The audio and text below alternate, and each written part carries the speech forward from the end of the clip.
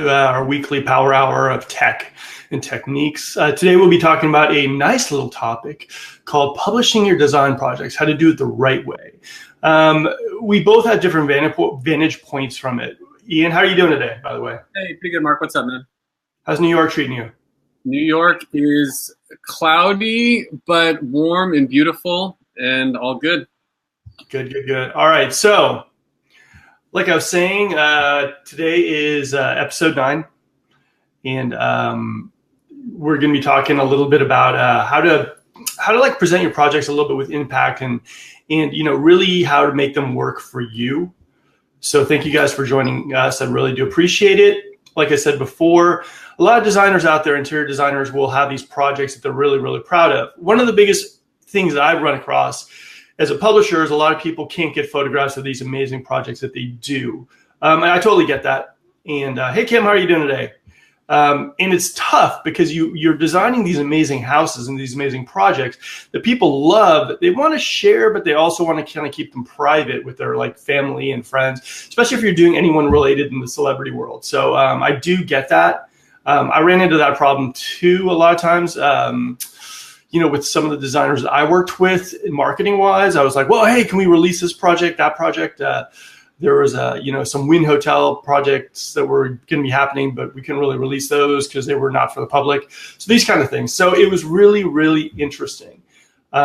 And some of the things, though, you have to realize, too, is you need to get these photo elements in order to showcase what you do and how good you do it.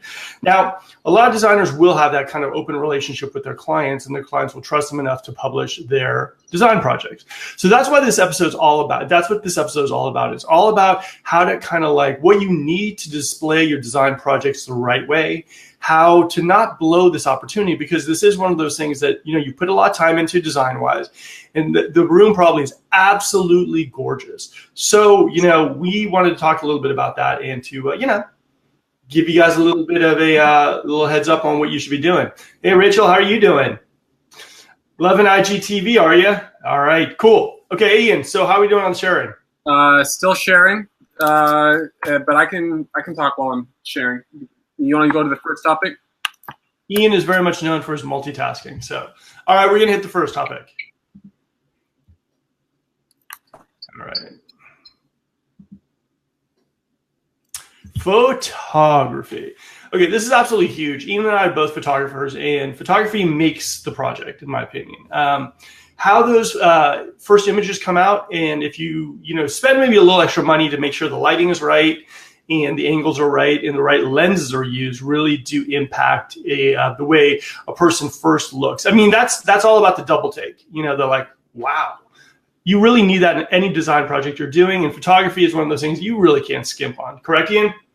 Yeah, and we've talked a lot about photography over the time that we've been on live, and we've talked about like tips for doing photos and stuff. But at the end of the day, for anyone, I say for anyone who's really trying to make a serious play to build their business, at the end of the day, everyone should consider investing in quality photography, and that doesn't need to be a $3,000 per day photographer, but at least hiring like a wedding photographer, maybe like $500 to come out, would definitely be a step up. But as long as for those who really are wanting to do it themselves, if they study it and they get the lighting right, it's possible to do it yourself too. But however you do it, you got to make sure the photography is right for sure, because that is the proof of your work.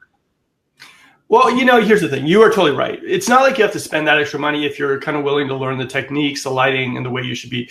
The thing also a lot of people don't realize is that photographers, you really need to stick with one kind of technique of photography, because your on your website specifically, your photography needs to flow with your projects. It can't be, one project oversaturated, the other one, kind of underlit. Everything's it needs to flow. And photographers are very much like, they're like artists, you know what I mean? Like Monet painted one type of painting, like that kind of thing. Like they're really, their techniques, their after, what's called their touch-ups and stuff like that, they have their own techniques and their own style. So it really does look a little odd when one project looks fantastic, the other one looks maybe underlit. So you got to make sure that you stick with either a certain technique or a certain photographer that's delivering to you really quality photography. Yeah, for sure. I mean, the iPhone camera isn't bad. I mean, honestly, I mean, I know this sounds a little bit like, contrasting what I said, but the iPhone camera, if you can get it with the only problem with the iPhone camera is the lighting. Even though they're like, hey, low light, yeah, whatever. Not that good with low light. It's the lighting, and it's also the limitations of not being able to put lenses on it. And also, generally, when you're doing interior design photography, you definitely want it to be on a tripod as well, which you can do with an iPhone. It just takes a little bit more research to purchase the right equipment to do. Yeah. I mean, definitely. I mean, do your research, do techniques. Don't publish anything on your website specifically unless you're exactly happy with the photos. The other thing, too, you should do is keep a little bit of a focus group, a couple emails, maybe people that you really trust are going to give you their honest opinions. And when you have some photos of a project, send it out to maybe 5 or 6 people that you really trust their opinions and ask them, hey, guys, these are 10 pictures of my latest project. What do you think? Are there any that you don't think I should include or, whatnot? Have them give you their honest opinion. Therefore, you kind of know how the general public is going to react to it. And, and piggybacking off of that, Mark, when I work with my clients creating websites for interior designers, one of the things that we do in the process is to curate the photos that will be shown for a particular project. At the end of the day, when you're putting out photos of a project either on your website or on your social media, you don't want to, blast them with all, 50 to 100 photos that were taken. I generally aim for somewhere between 7 to 12 photos, that really encapsulate the space, including both broad shots, all the way down to detail shots. And what you also may want to consider as well is the order in which you present those photos. Because as someone is scrolling through your project or swiping through your project, order matters. It tells a story. Generally, if you start, I generally like to start broad, like a wide shot in a public space of the home. For example, like the living room.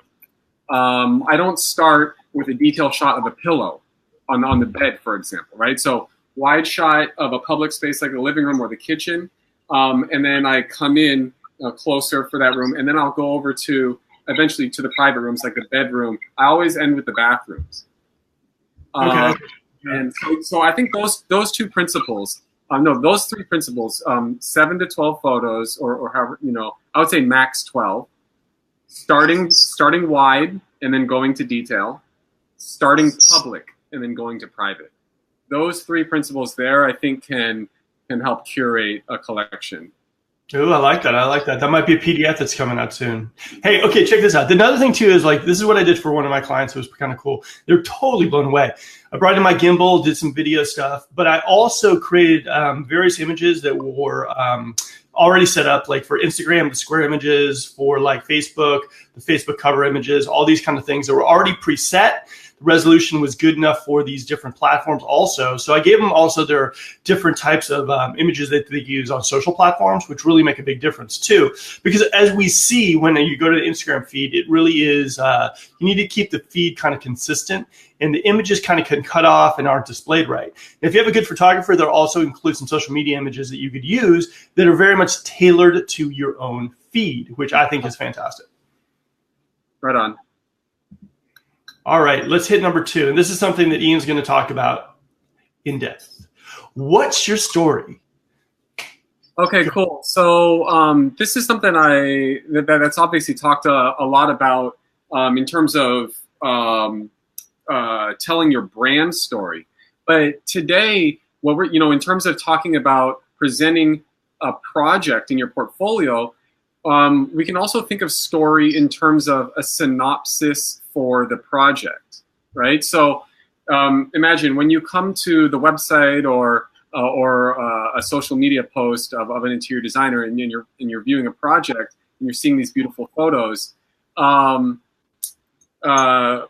me, what really creates impact for that project is if that designer can help me to understand a little bit about the why behind some of the choices, about the what the client wanted, how they were able to solve that, right? So in general, I would really, when I work with my clients creating websites, we're always creating synopses for each project. Now, I think that a lot of people understand this concept, but when I talk to people, what they struggle with is what to put in the synopsis. So today, I want to share with you guys a couple sentence starters that you could consider putting in that synopsis. For example,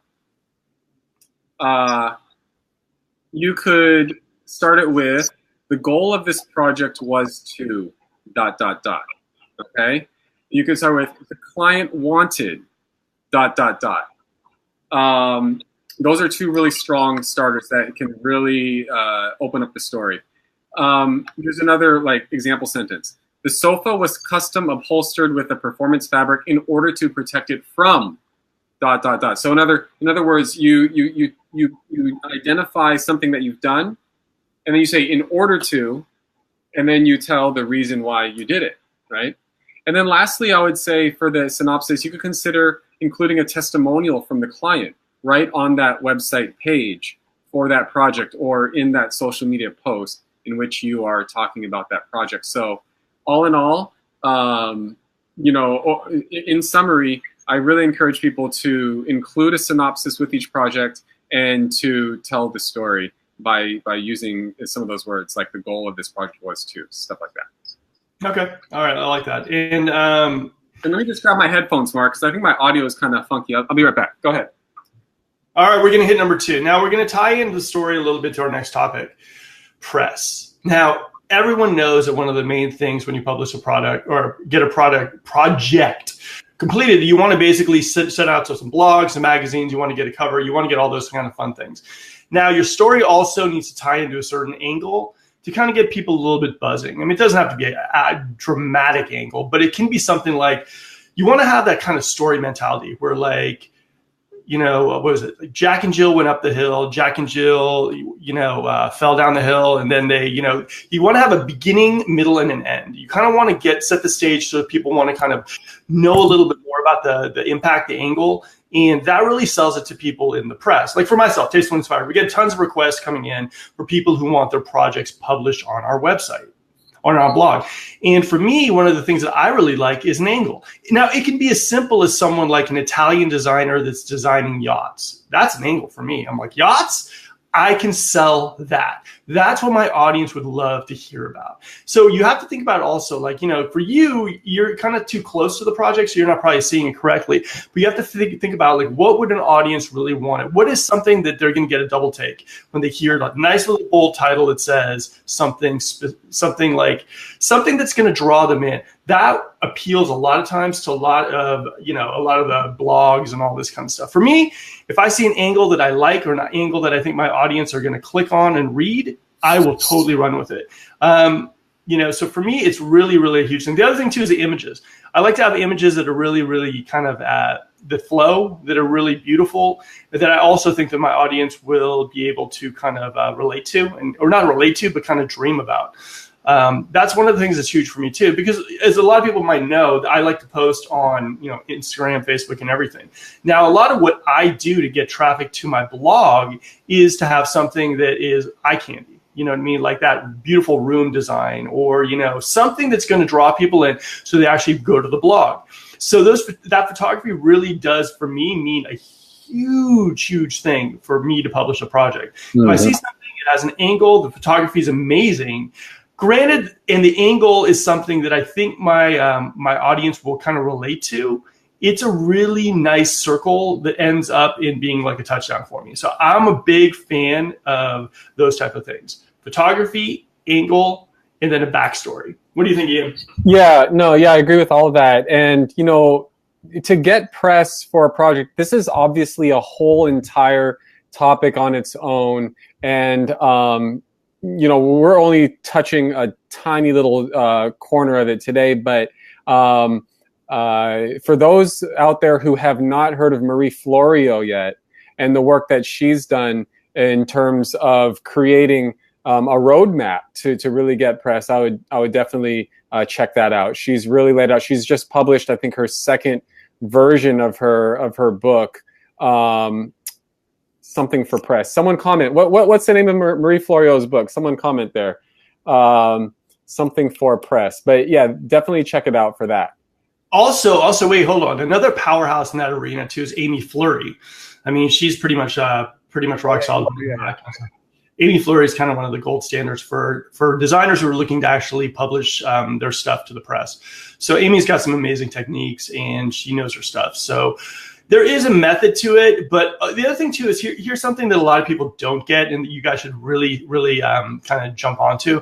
If you have a relationship with a blog, a magazine, a podcast, keep that relationship going, nurture that communication, become friends, and also kind of gauge what kind of projects they're looking for. Create notes so you'll be able to go through. Like if someone's a local designer in a city, find out all those like press little kind of outsources and figure out exactly what they're looking for. Find out one person that can get you published and become friends with them. Send them flowers, send them cookies. How are you doing? How's your day going?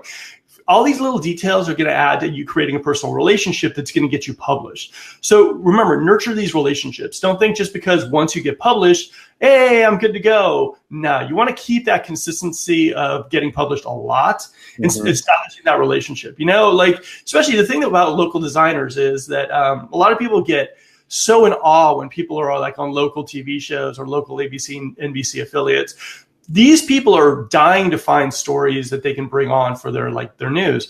And the truth is, once you get a good relationship with some of these like news agencies, I mean, they're looking, all this kind of stuff is so money for them for all these morning shows. You know, an interior designer talking tips here in Charlotte, North Carolina. They love that. And once you get in the door, make sure the door stays open. Put your foot in there. Find out who is that person who made it happen for you and treat them like royalty. And have a list of people like that. Have your own press list of people that you can go to, talk to, and, you know, call them up. Maybe not always for like something that, you know, you've done a project, but call them up just to say, hi, how's it going? Just checking up, seeing how your day is going. Those things go a long, long way. Create that relationship and nurture the relationship. It will pay off in the end. Trust me. Right on. And thank you to Jill Irwin and Heather Bates for commenting there. Amy Fleury, Recipe for Press. I realized that I was actually confusing Amy Fleury's name with Marie Florio, who's also you know, a great person to look up for any entrepreneurs and looking to grow their business as well. Yeah, I mean, and that's the thing, you know, the press is one of the hardest things because you could have an amazing project. But I will be honest with you, interior design, I've worked in this industry for long enough to realize that there's an intricacy. There's a network under like for press. Like I was saying in the last episode, Architectural Digest. If you publish anything anywhere else before Architectural Digest, they will not publish you for sure. Architectural Digest should always be that first person you're pitching to straight off. They want the exclusive. They want to be the only people that will publish this. Editor-at-large, you can pay to get stuff published, I believe. I'm not 100% sure, so don't quote me. And there's other areas that you should, but any designer should at least be spending a few hours a week to nurture these press contacts. These are the way you kind of get to the next level in design. So nurture them, give them a call. I mean, God, we're in the age of Bluetooth driving phones. You know, call them up. How are you doing? Just wanted to give them a shout out on Instagram. Talk to them on Facebook.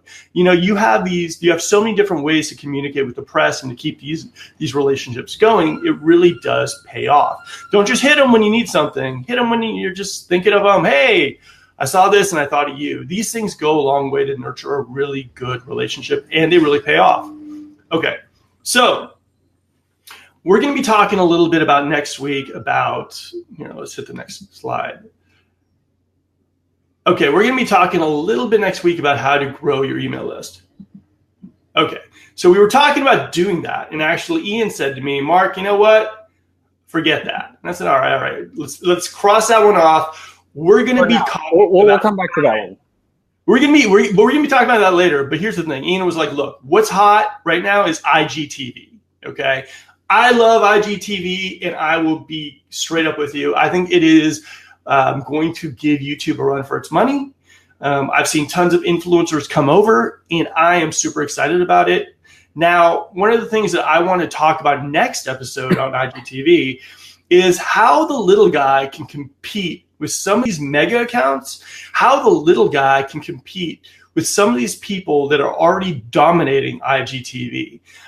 It's not as hard as you might think. And if you're ever going to get into it, I will tell you something.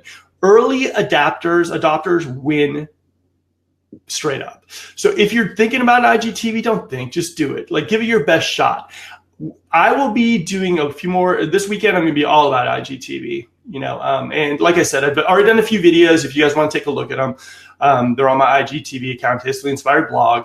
But I will be going over basically the little guys, David and Goliath methods to actually make an impact on IGTV. I'll give you a hint. The keyword is leverage. But I love IGTV. I think it's fantastic. And I think in 2019, they plan on monetizing it. And I think that if you guys get in now and you do it the right way, I think you can create an audience around your brand that might not make you buy an island rich, but could set you on a path to possible independence and monetary kind of like, money coming in. So right. I think I have a roadmap to how this is going to happen and how you can make it happen for your business. Like I said, I'll be doing a lot of research this weekend. A lot of people have already seen. My videos are doing actually pretty damn good, so I'm pretty happy about that. But I will be talking a little bit about that. What do you think about IGTV? Yeah. I know you're not really about that. Well, I've been excited to see you getting into it. And, what I think in the last week when we just talk on the phone, it's like the first thing I was asking, what are you interested in? What's going on today, Mark? You're all about IGTV. And even in that last minute that you were talking about IGTV, I can tell that your exploration of it has already progressed even beyond just the basics. And so, for next week, what I'm really looking forward to is picking your brain a little bit, just asking you, what is IGTV? How does it work? Starting from the ground up, so for all of you out there who haven't really tried IGTV yet, I'm going to be, representing you guys and asking those basic questions as well. And then Mark's going to take those and then, give us a masterclass as well, I'm sure. So. Well, look, here's the thing about IGTV is that I do have Tastefully Inspired does have a large Instagram account, so it does give us a little bit of a leg up. But, the truth of the matter is content is king, quality is queen, and that's kind of how it works. So I really do believe that if you identify something that your audience is not getting from you, or identifying something that your audience wants from you that they're not getting on any social media platform already, and you niche it in and you announce it, I think it's a recipe for success. I'll go more into that next week, but I'm very excited about this. And I don't think it's one of those things that, I think anyone can jump in right now and anyone can be successful. But it's like anything else. I mean, all of us hit the gym at different levels of our life or different, and we're expecting to see immediate gains and just immediate results. That's just not how it works.